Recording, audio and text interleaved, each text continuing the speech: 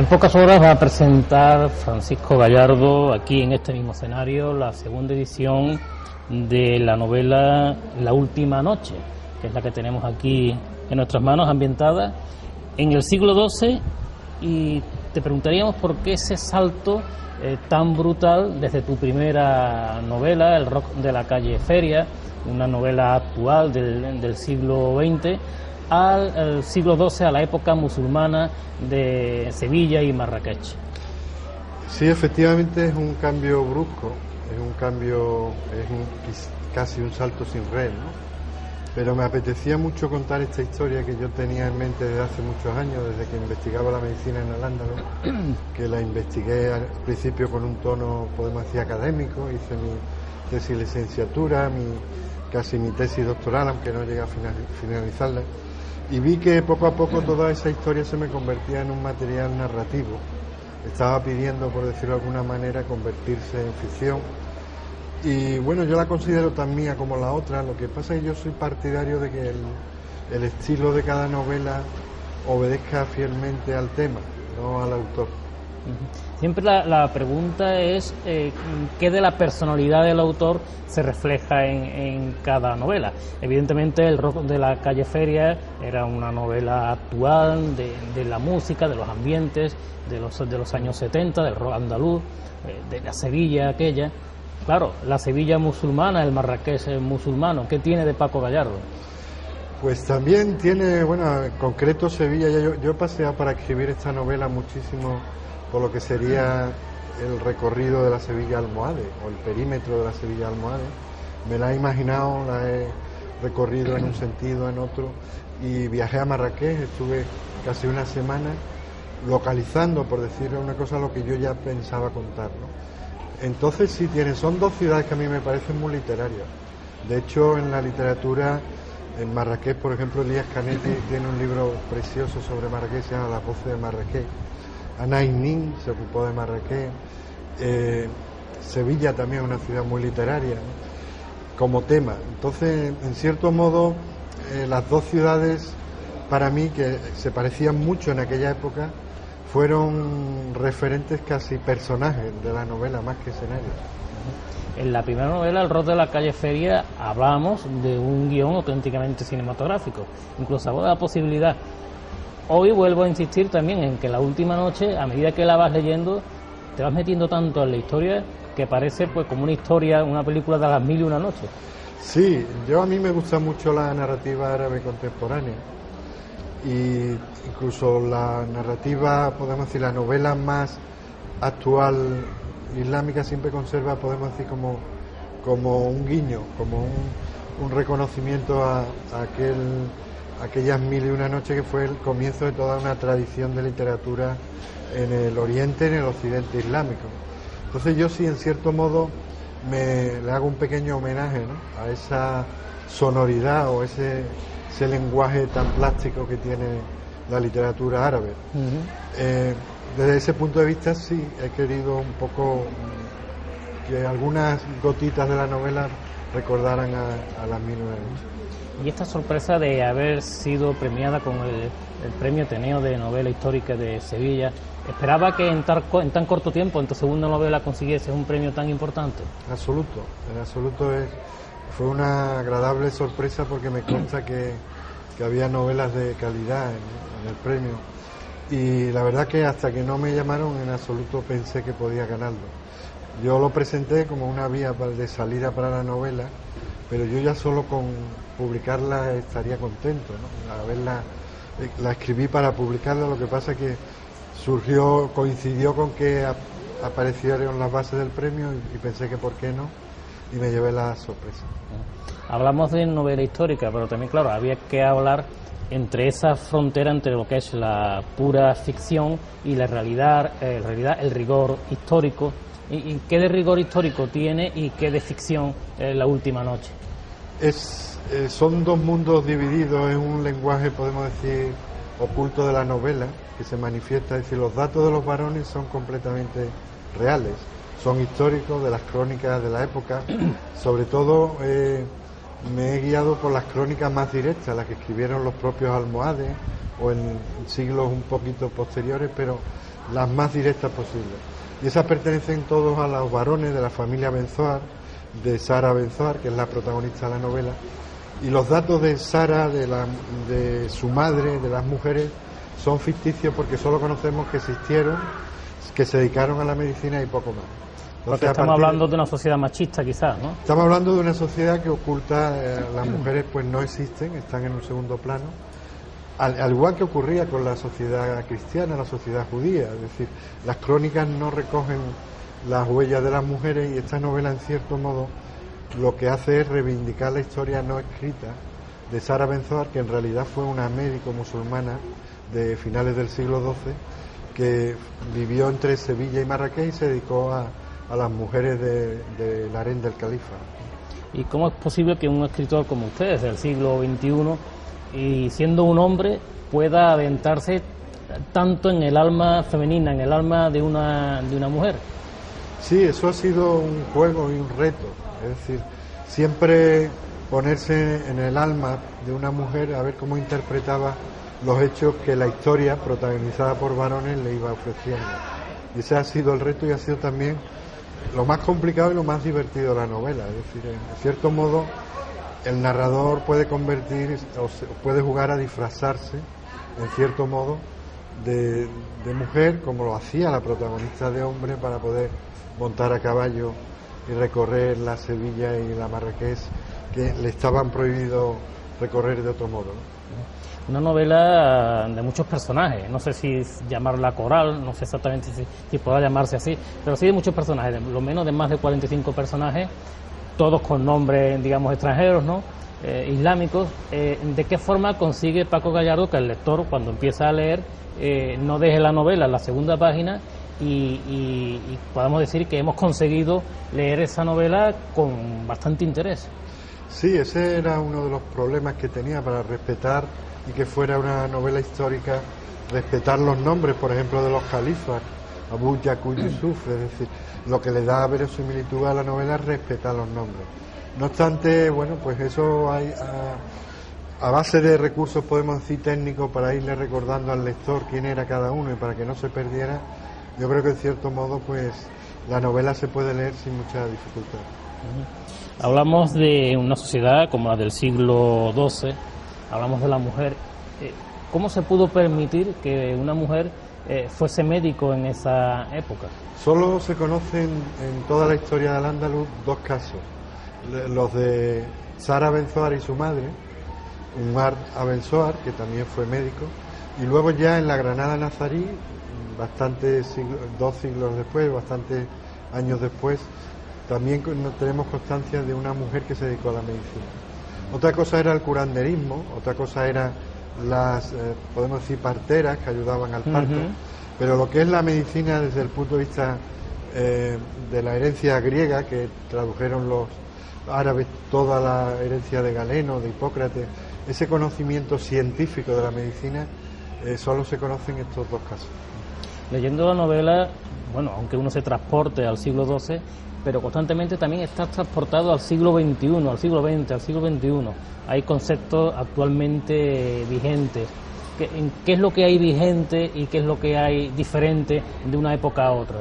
Sí, yo quería un poco seguir un poco con todas las distancias y todos los respetos el modelo de novela histórica de Marguerite Yourcenar, por ejemplo, Las Memorias de Adriano. Es decir, una novela por ser histórica en el tema no tiene que ser o dejar de ser una novela actual. Hay que conjugar el dato histórico con lo que sería la ficción contemporánea. Y eso es lo que yo pretendía, que fuera una novela que también hablara. Además, una novela que ha coincidido su gestación con todo el proceso de la crisis, el avance de la crisis, con malas noticias. Cada vez empeoraba la situación más. Y yo, en cierto modo, quería que la novela fuera una novela que en cierto modo contrarrestara, ¿no?, todo este pesimismo, y que fuera una novela vitalista, pujante, de creencia en la vida, en las posibilidades que tenemos los seres humanos, tanto hombres como mujeres, y en cierto modo eso, evidentemente, la novela no puede dejar atrás el momento en el que se está escribiendo. recordando al personaje principal, a Sara Ben-Zohar, podríamos decir que no es un personaje épico, no es una heroína al uso, es una persona una mujer con sus luces y sus sombras. Sí, yo pensaba también, no quería hacer un arquetipo de una mujer perfecta, ni mucho menos, sino con todas sus virtudes, sus defectos, su grandeza, sus miserias, pero sí una mujer que al final de su vida y por su profesión de médico se hace enormemente solidaria, incluso con aquellas mujeres que le quieren hacer daño. Pero es en todo lo demás una mujer absolutamente normal en el sentido de sus debilidades y también en el sentido de sus fortalezas. El situar la acción en Marrakech, pero sobre todo en Sevilla, puede ser un homenaje a la tierra que lo vino a hacer. Era necesario por el tema, en cierto modo, sí, a aquella Sevilla, porque estamos acostumbrados a hablar de lo que es la Córdoba, la maravillosa y majestuosa Córdoba califal, la Granada nazarí, con la Alhambra y con toda esa maravilla arquitectónica. Y entre medio de esas dos épocas de las dos ciudades andaluzas está la Sevilla Almohade, de un gran esplendor. En aquel momento Sevilla con Marrakech era el centro del mundo, era el centro del imperio almohade, era donde estaba la arquitectura más avanzada, es decir, la Giralda se construye con una tecnología, podemos decir, muy avanzada para la época. De hecho, ha resistido todos los terremotos habido y por haber. En aquel momento los mismos arquitectos viajan a uno y otro lado del estrecho, los albañiles, los carpinteros. Esto junto a los ceramistas de Triana, pues hacen el ladrillo, que hacen única a la Giralda, hacen innovaciones en las técnicas de construcción, y al mismo tiempo el ejército almohade está empeñado en un avance, en una expansión del imperio cuyos botines de guerra le da el dinero para estas construcciones. Me pareció muy interesante ese momento de las dos ciudades, que además coincidía con la edad de oro de la medicina en Al-Ándalus, con el propio abuelo de Sara Ben-Zohar, el gran Abenzoar, que fue el gran médico clínico de Al-Ándalus. No lo fue Averroes ni Maimónides, fue Abenzoar, que fue el médico práctico por excelencia, y dejó escritos textos que han llegado a las universidades europeas hasta el siglo XVII. Y coincidió también con Averroes, con Maimónides. En 50 años ocurre todo eso. Me pareció un momento bastante interesante para novelarlo. Una pregunta con carga de profundidad. Si esta sociedad era tan maravillosa, lo que vino después de Al-Ándalus, que era mediocridad. Ese es uno de los grandes temas de debate, de hipótesis históricos. Es decir, porque exactamente, hay muchísimas teorías. Bueno, hay de todo, ¿no? Pero lo que sí es cierto que el nivel que alcanzó aquella civilización en cuanto a cultura científica, médica, se refiere, fue muy alto, fue altísimo. La decadencia, pues hay quien habla de motivos puramente religiosos, hay quien habla de motivos puramente políticos, hay quien habla que el cese también del mestizaje provocado por el final de la convivencia entre los moriscos y los cristianos, que también influyó en el aislamiento de las dos sociedades. La teoría que más defensores cuenta es que no hubo un renacimiento de la cultura islámica. Hay un poco de todo, pero es un tema enormemente complejo, pero sí es evidente que luego hubo una decadencia desde el punto de vista científico y cultural grande. Dice Paco Gallardo en su novela que Sara es una de las primeras mujeres en ejercer la medicina, pero que ninguna medicina puede curar las heridas del alma. Pero habría que preguntar, ¿quién puede curar las heridas del alma si en verdad eso puede hacerse? Una buena médico, como intentó ser Sara Ben-Zohar o su madre. Su madre en concreto gozaba de mayor fama como médico, es decir, su madre era reconocida, incluso muchos médicos varones le pedían consejos sobre enfermedades masculinas, no de las mujeres. Un buen médico, es decir, una buena palabra a tiempo, una buena comprensión, un buen diagnóstico, no puede a lo mejor curarlo completamente, pero sí puede aliviar bastante la herida del alma. Yo creo que se está perdiendo la práctica de un tipo de medicina humanista, un tipo de... Hemos vendido todo a la tecnología y nos hemos olvidado quizás de lo más importante, que es cuando el médico, como hace el escritor cuando escribe una novela, se acerca en primera o en segunda persona a su paciente. Usted dice también que usted personalmente se encuentra muy a gusto escribiendo. Quizá eso también puede ser una terapia para curar las heridas del alma. Sin duda, yo creo que es una terapia enorme. Es algo totalmente aconsejable, independiente que se publique después o no. En el momento de hacerlo, cuando se está escribiendo, yo creo que hay hasta unas regulaciones fisiológicas, ¿no? Es decir, el tema de la adrenalina, el tema de las hormonas, cuando se está creando algo que antes no existía, que puede ser de mayor o peor calidad, pero si se está creando, se está pintando, se está arando un huerto o regando un jardín con creatividad, eso es completamente terapéutico, estoy convencido. Hay una cosa muy curiosa de la novela, porque estos médicos que aparecen aquí, Sara Benzoar, su tío, etcétera, no son personajes como al uso el médico que hace la receta del seguro, sino que además son médicos poetas. Sí, ¿Cómo se logra ese casamiento de la poesía con la ciencia? En aquel momento, en concreto, el tío de Sara Benzoar, Abubakr Benzoar, fue más reconocido como poeta que como médico. Como médico nos dejó un tratado sobre enfermedades de los ojos, pero como poeta incluso escribió algunos poemas anónimos en los que ironiza sobre la cirugía de su padre, del abuelo de Sara Benzoar.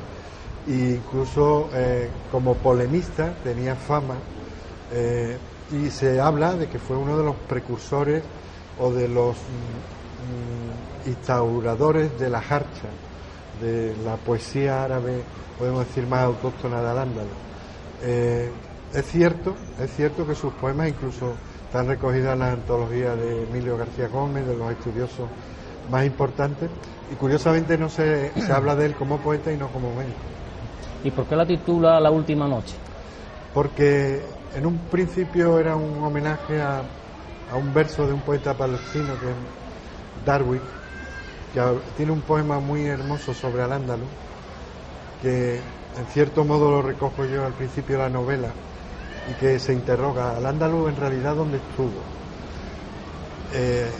¿Estuvo en la tierra o estuvo en el poema? Es decir, es una invención, y yo durante toda la novela he intentado no dejarme llevar por esa imagen mítica de Al-Ándalus, sino intentar que fuera lo más realista posible, con sus luces y sus sombras, pero al mismo tiempo que fuera muy real. Entonces, la imagen de Darwin sobre Al-Ándalus es la última noche en esta tierra, y a partir de ahí pues quería hacerle un pequeño homenaje a él. Hay también una repetición, obsesión en la novela, porque se repiten varias veces, sobre la preocupación de la quema de los libros, de la quema de la cultura. ¿Por qué en tantas sociedades los gobernantes se preocupan tanto en quemar los libros? O sea, ¿qué culpa tienen los libros? Exactamente. Bueno, la Biblioteca de Alejandría, ¿no? 400.000 volúmenes arrojados al fuego. Averroes sufrió la quema y contempló con sus propios ojos delante de la mezquita de Córdoba cómo quemaban sus textos filosóficos. Es decir, sí es una recurrente en la historia. Yo creo que cuando se pierden razones, pues se utiliza el fuego. Y eso ha pasado en todas las culturas. Cuando se es incapaz de imponer la razón, pues se impone la barbarie y se impone el fuego. Aunque quizás ya lo haya contestado en las otras preguntas, ¿qué hay de nexo entre Paco Gallardo y Sara Benzoar, aparte de ser médico? Bueno, está el nexo de un reto difícil de un personaje femenino. Está en común la vivencia de que, bueno, ella es médico y yo soy médico con una distancia de muchísimos años, pero yo creo que gran parte de lo que es la filosofía o el sentido de pensamiento médico que Aristóteles ya en Grecia instauró, pues se ha ido transmitiendo e incluso persiste, ¿no? Todo lo que es la idea de la medicina como un pensamiento integral y no como una ciencia puramente técnica, una ciencia que se olvida del hombre.